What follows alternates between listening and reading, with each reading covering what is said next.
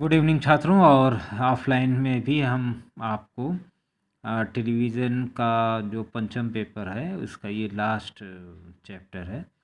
तो हम लोग स्टार्टिंग से भी पढ़ रहे हैं, लास्ट में भी थोड़ा सा देख लें। ये आसान सी चीज़ है। टेलीविज़न की मरम्मत के लिए आवश्यक उपकरण और परीक्षण यंत्र कौन कौन से होते हैं। तो किसी दुकान पे अगर आप जाएंगे रिपेयरिंग तो आपको सब चीज़ें देखने को मिल जाएंगी, लेकिन फिर भी आप थोड़ा सा जान लीजिए। जैसे कि वैक्यूम ट्यूब वोल्टमीटर होता है, इम्पीडेंस ब्रिज होता है, एएफ ऑक्सीलेटर होता है, आउटपुट मीटर होता है, सिग्नल जनरेटर, पैटर्न जनरेटर, ऑक्सीलोस ऑक्सीलोस्कोप होता है, डिस्टॉर्शन एनालाइज़र भी होता है। एनालाइज़र मतलब वही एनालाइज करना। वोल्टेज स्टेबलाइज़र होता है, ट्रांजिस्टर टेस्टर भी होता है कि कौन सा ट्रांजिस्टर है, पीएनपी है कि एनपीएनपी है। पीएच मीटर भी होता है।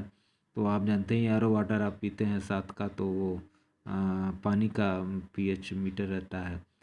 7 का पीना चाहिए। 7 से नीचे अम्लीय और ऊपर क्षारीय हो जाता है। और डिजिटल वोल्ट मीटर क्या होता है।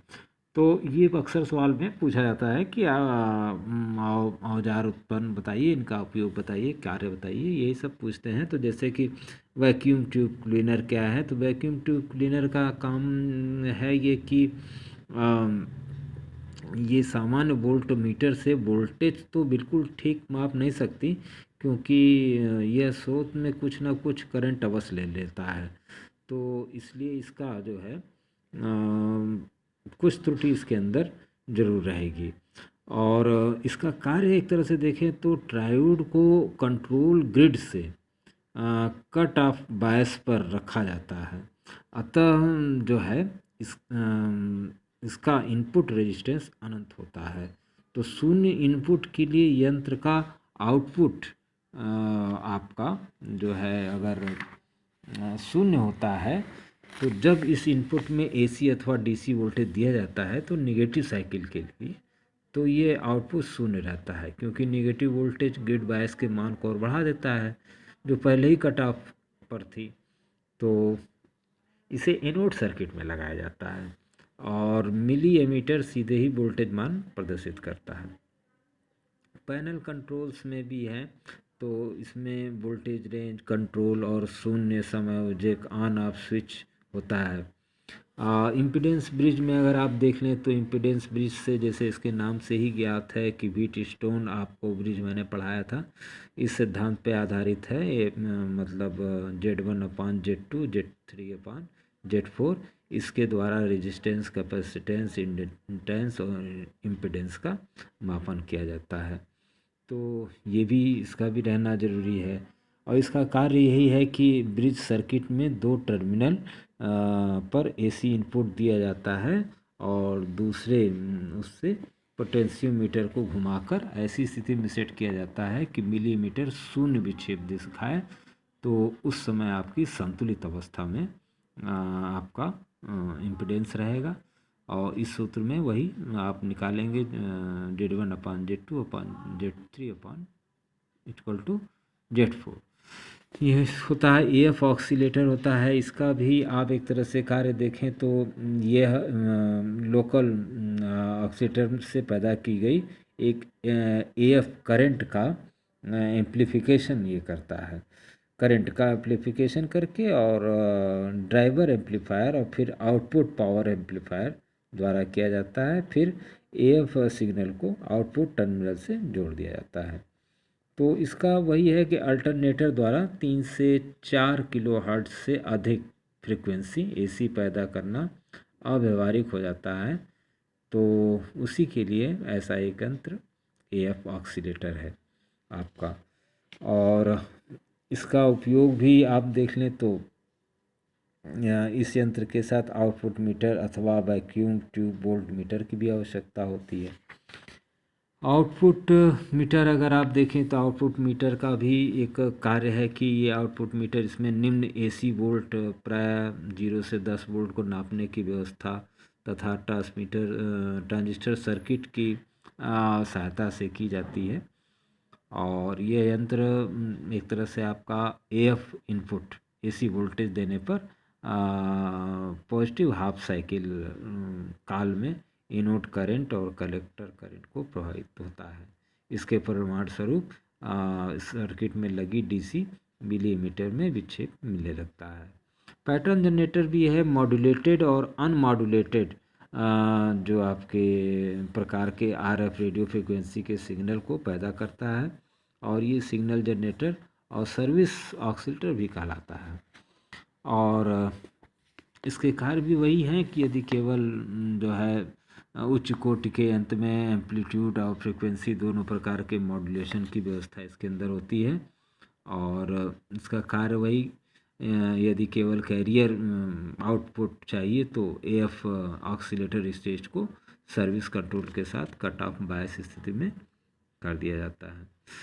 तो ये इसका कार्य है। और पैटर्न जनरेटर भी आप एक तरह से देखें तो अक्सर पूछ लेता है पैटर्न जनरेटर क्या है, तो टेलीविज़न रिसीवर की सर्विसिंग के लिए ये साउंड और वीडियो सिग्नल पैदा करने वाला यंत्र अति आवश्यक है, और ये पैटर्न जनरेटर यही काम करता है, इसको चेक करना। और क्योंकि हर समय टेलीविज़न प्रसारण तो होता नहीं रहता, ऐसा यंत्र है पैटर्न जनरेटर, और इसका कार्य भी वही है कि ये एएफ ऑक्सीलेटर प्राय 1000 आउटपुट आरएफ ऑक्सीलेटर से प्राप्त कैरियर फ्रिक्वेंसी का फ्रिक्वेंसी मॉड्यूलेशन करके और एएफ साउंड सिग्नल तैयार करता है। ये अक्सर पूछता भी है, तो फिर से आप इसको, मैं इसको पेज में भी आपको दे दूंगा। और हॉरिजॉन्टल और वर्टिकल बार जो आपकी होती हैं और क्रॉस बार जिस तरह से ये दिख रहा है, ये इनको ये पैटर्न जनरेटर ही मेंटेन करता है। तो वर्टिकल बार क्रॉस बार इसे टेलीविज़न में और लाइन में अलाइनमेंट यही पैटर्न जनरेटर के द्वारा ही होता है, इसको आप याद रखें। एक इम्पॉर्टेंट क्वेश्चन भी है और मैं इसको आपको उसमें दूंगा। आइसिलोस्कोप का भी पूछ लेता है कि ये क्या काम है, तो सभी प्रकार की वैद्युत तरंगों का एम्पलीट्यूड में प्रत्यक्ष परिवर्तन देखने के लिए इस यंत्र का आविष्कार हुआ था, कि जो वैद्युत तरंगे हो रही हैं तो वो किस तरह से वो ऊपर नीचे हो रही हैं, उसके कार्य को देखने के लिए इसको सीआरटी के जो आपका कैथोड रे ट्यूब है इलेक्ट्रेस में इलेक्ट्रोड्स को उपयुक्त वोल्टेज पर इलेक्ट्रॉन बीम को एक प्रकाशित बिंदु के रूप में सीआरटी के पर्दे पर दिखाई देने लगते हैं। ये ऑसिलोस्कोप का यही इसका कार्य भी है, और हॉरिजॉन्टल वर्टिकल भी ये इसको दिखाता है। अब आते हैं, अगर हम देखें तो वोल्टेज स्टेबलाइजर, तो आप लोग सभी लोग जानते हैं कि इसका काम वही है। इसमें स्टेप अप ट्रांसफार्मर लगा होगा और ये वोल्टेज को स्टेबलाइज करेगा, मतलब वोल्टेज को 220 है तो 240 कर देगा, या 110 है तो 220 करेगा। तो हाथ से भी नियंत्रित होता है, और ये मैनुअल ऑटोमेटिक भी आते हैं, दो तरह के होते हैं, और इनका कंट्रोल स्विच भी ऑन ऑफ हाई लो करके भी होता है, जैसा ट्रांसफार्मर इसके अंदर दिया रहा है। और देखें तो ट्रांजिस्टर टेस्टर क्या है। ट्रांजिस्टर देखिए, ट्रांजिस्टर में 3 लेग्स होती हैं, तो ट्रांजिस्टर की चेक करने के लिए एक छोटा सा सरल यंत्र है, जिससे कि आप जो है कौन पी है कौन एन है उसको इससे हम चेक कर लेते हैं। और ट्रांजिस्टर ऑसिलेटर की तरह कार्य करता है बेसिकली, और लाउड स्पीकर की तरह सीटी भी देता है। यदि ट्रांजिस्टर, आप कोई ट्रांजिस्टर इसको चेक करेंगे ख़राब है, शॉर्ट है, तो एक तीव्र ध्वनि पैदा होती है। तो ट्रांजिस्टर टेस्टर का ये बहुत अच्छा काम है। और पीएच मीटर तो सबके पास है, मेरे वीडियोस में मैंने आपको पीएच मीटर और का टीडीएस वगैरह समझाया भी है, उसको आप देख लें। यहाँ देखें 0 से 7 मान के अगर बिलियन है तो वो एसिड होगा, और 7 से ऊपर होगा तो आपका पीएच मान, तो वो क्षार हो जाता है, मतलब क्षारीय कहते हैं। और जो हम जल में पीते हैं उसका मान 7 होता है।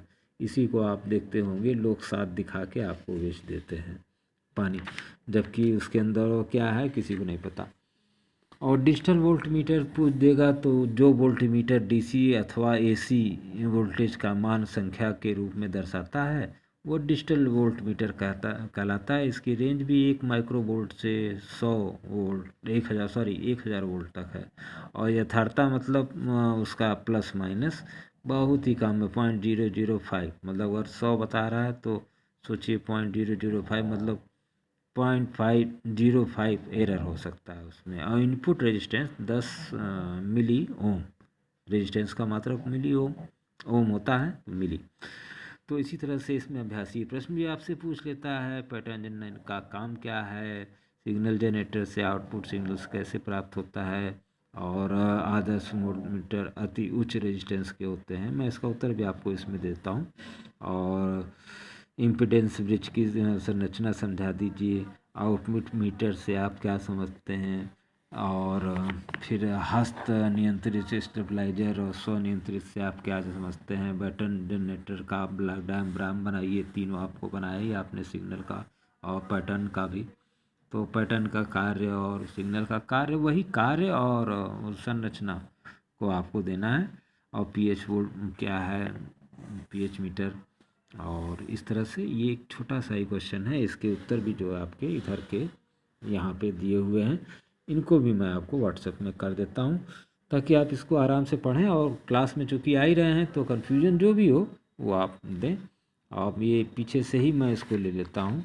तो ये एक तरह से आपका लास्ट चैप्टर है, टेलीविज़न के मरम्मत उपकरण। उसके बाद फिर हम लोग टेलीविज़न को पढ़ ही रहे हैं, तो उसको भी जो आसान होगा उसको पहले कवर कर लिया जाएगा, क्योंकि ये जल्दी कवर हो जाएगा 10-15 मिनट में। तो आप इसे इसके अंदर जो भी दिक्कत हो क्लास में, अब चूँकि क्लास भी है तो आप क्लास में पूछ सकते हैं। मेनी थैंक्स छात्रों। इसमें वही है, पीएच मीटर क्या है, डिजिटल वोल्टमीटर क्या है, वोल्टेज स्टेबलाइजर क्या है, और पैटर्न जनरेटर क्या है, ये इम्पोर्टेंट्स है। इम्पीडेंस ब्रिज क्या है, और आउटपुट मीटर क्या है, सिग्नल जनरेटर क्या है, इसका काम क्या है, यही इसके अंदर इम्पोर्टेंट्स है।